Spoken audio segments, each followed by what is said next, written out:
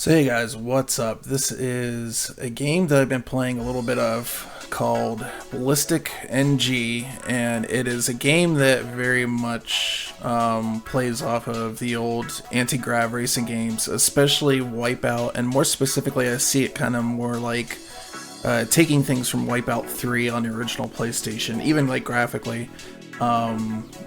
This is a game I picked up the past couple days and started playing, and I just find it absolutely amazing. Like, they did a great job with this game, so we're gonna check it out real quick. There's not a whole lot to it because it's not really like a graphically intense game by any stretch of the imagination. We go here to graphics, and you can see we just got simple like full screen VSync, which I don't have enabled because I have a FreeSync monitor, so I never enable that. Display, which display to point it to, which is something I love. The max frame cap is 144, so if you have 144 Hz monitor, it will support it, which I do. Filtering, I'm not sure, bilinear, whatever. I kind of like the chunky look of the pixels a little bit more, so I leave that off. And then some of these bloom effects and stuff, I just turn them all on, and honestly, from what I've seen, this game can run at least a even 60 on like even the slowest machines, so it does a really good job. Here you can adjust your draw distance. I just have that maxed out on the 290 here. It's got no problems running that, and yeah, so that's pretty much it for the options as far as that goes. This PS1 vertices, I think what this is the original PS1 did like a texture warp effect, and I think if you turn that off, maybe that'll do something with that.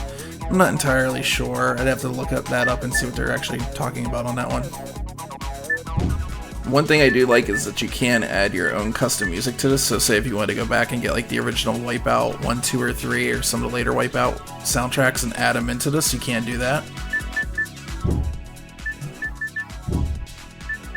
And here's some of the cool stuff. So this game does have a regular campaign. It's very similar to like Wipeout 3 and later games where it's like grid-based. It's like the original Wipeout, I think, was more like Mario Kart, where it's point-based and it was like you're racing in cups. This one's not like that. This one has different modes like time trial, regular race, racing without weapons, different speed races on the same track. And the tracks are really good too by default, by the way. They are excellent layouts on these tracks. Racebox, I haven't done this one yet, so I couldn't speak to it. It looks like it's maybe just a run through of different times and stuff on the tracks. Split screen, pretty self-explanatory. You have a friend over, you can actually do split screen on PC, which is pretty funny. And I do have multiple controllers, so I could do that. Over here we have online, so there's actually online play on this game. Additional content, I did this and it just took me to a web page that doesn't seem to be working anymore. There is a leaderboards function, which is still up and working, which is great. Profile, I imagine this is probably for you, or let's see, stats. Yeah, so this is like your game stats and whatnot. Unlock all. Wonder what that's all about.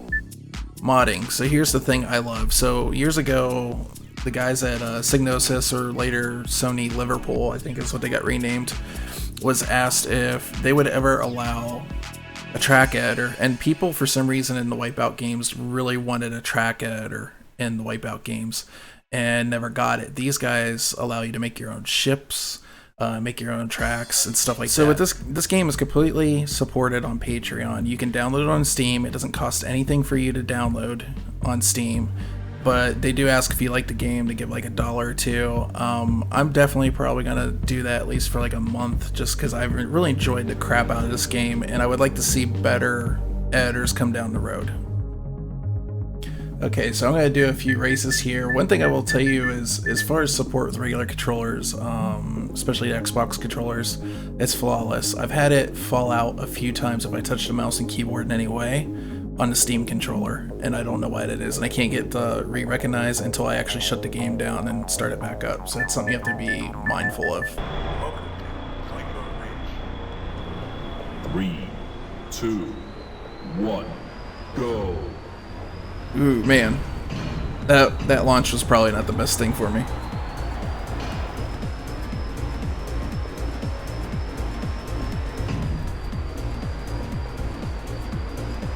Now, just like the original Wipeout, all these ships have different handling capabilities and whatnot. And I imagine if you go and make your own ship, you can make it handle however you want. And it's kind of weird to see a game like this running in the way that it is on this monitor at 144 hertz flat. You guys can't see that obviously in the video, but and it looks like a PlayStation 1. As a matter of fact, it looks almost identical to Wipeout like 1 and 2 in the track layout.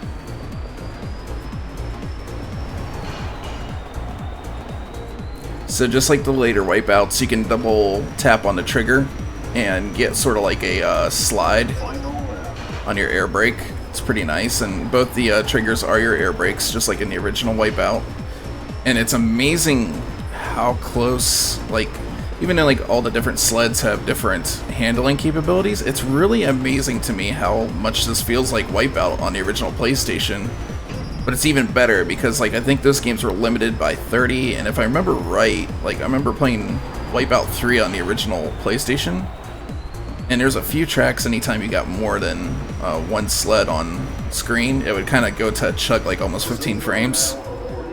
But for the most part, it would run at 30. But all those games, I'm pretty sure, until like later on in the PS2, is when they start bumping them up around 60, but having it run at 144, it's nice having a 144 hertz monitor. If you have a 60 hertz monitor, it's fine. It's still going to feel smoother than what you're probably used to.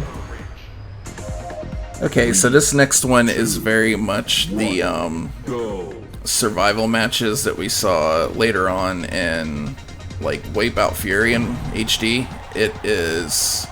I'm not even holding down on the gas. The gas is going all the time. It's just you trying to go through the track, and it'll keep speeding up and going and going. I kind of like these, and I kind of don't, and I feel like sometimes they're just a little bit too long, but the effect that they have going on here with like the low poly look and like the bloom effect looks like very Tron looking bloom effect, looks very cool. Actually kind of like this look more than I do the original survival that was in Wipeout HD and Fury. And I didn't play any of the Wipeouts on the PS2, so if that was introduced earlier, please correct me in the comments down below. I am not 100% sure on that. But I'm just going to keep going until I wreck here. And just like the original Survivor mode, every single time that you go up a speed class, the track color will change slightly.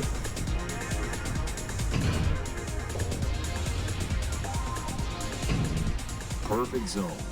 Apex. Bronze medal awarded.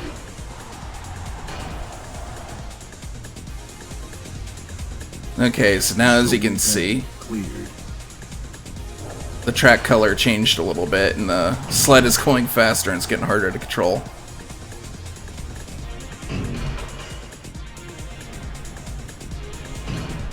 Spectre.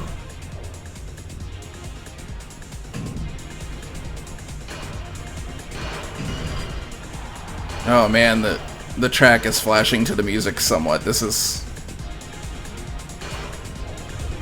not good for somebody that would have epilepsy. I would not recommend it for that.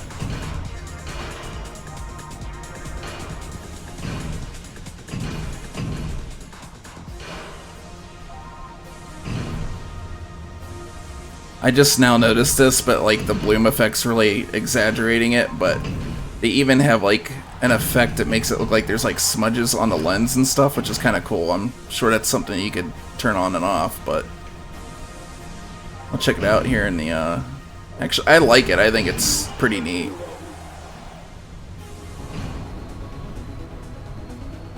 Man, that snow effect is just flipping cool.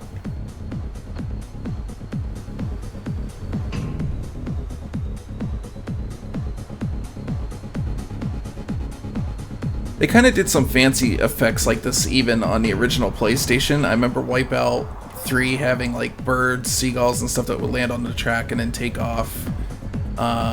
There's one track that was supposed to be like in a neighborhood, like you're going through a downtown park. And they had cool stuff like, there's like a area of the track where there's like tree blossoms and you could see the petals and stuff. And they were just basically dots back then, but it was still a really cool effect for a original PlayStation. And even though the graphics are simplistic looking on here, it still has a certain amount of beauty that I love to it.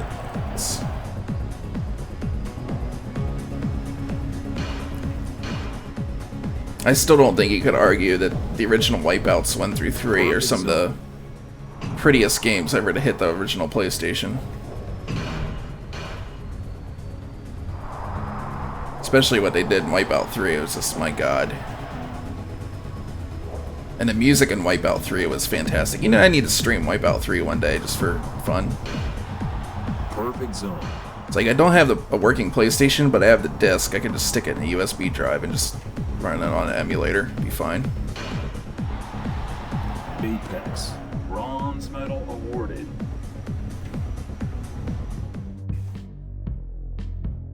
Okay, guys, so what I'm going to do here is I am going to turn the game audio up, shut up, and I'm going to play the last track for today, and you guys can check it out. It's pretty sweet.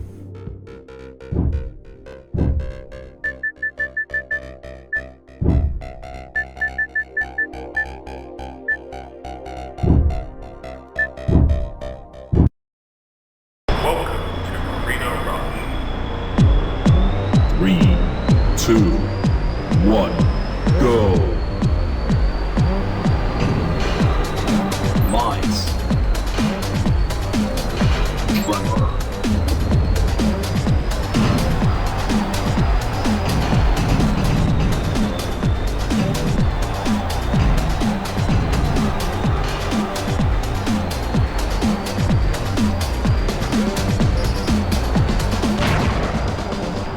Mines. Warning. Energy wall. Warning. Tremor.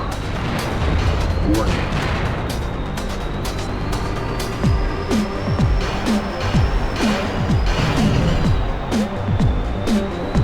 Warning.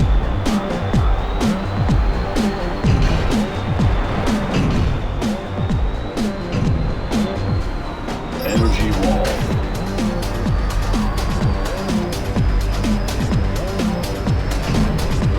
Mines.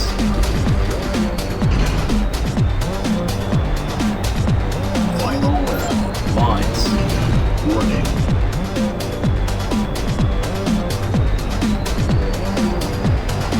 Warning. Warning. Autopilot engaged. Disengaged.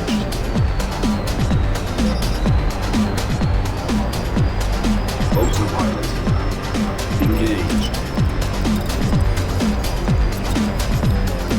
Disengaged. Gold medal awarded. Okay, guys, that's been Ballistic NG. I think a very good Wipeout clone. Almost to the T, like handling everything. It really does play like a Wipeout game. It might as well just be another one. Some of the things that they added to it I really like. I love that there's a way to edit and make tracks on the game now. It still seems to be working in progress, but it's at a snail's pace, probably because of the money that the Patreon's currently making. So I can't really fault them for that, especially seeing that it's free. But I definitely wanted to make you guys aware of this game and let you know about it because, hey, I really like it. I'm going to give them a little bit of support here and there where I can. And I hope you guys like see the brilliance in it too and also do it. And there's other games out there like, what is it, Redshift and Fast RMX. And those are great games, but I just had a lot more fun with this over the past couple days. And I really wanted to let you guys know about it. It's awesome.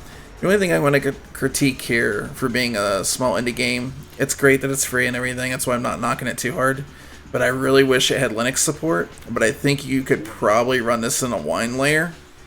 That's something I'd like somebody in the Linux community to check back and maybe get back to me in the comments or personally.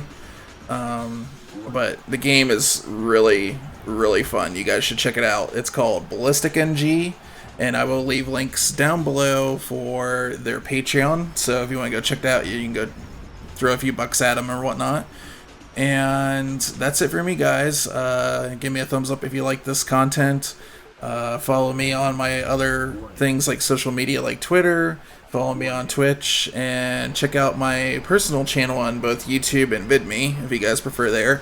And just so I reiterate this, not only on Final Save Point, but there's going to be content that I can't do on YouTube that will only be on VidMe, and I'll probably be getting to that next week. So you guys want to check that stuff out, I'll try to keep you apprised of it.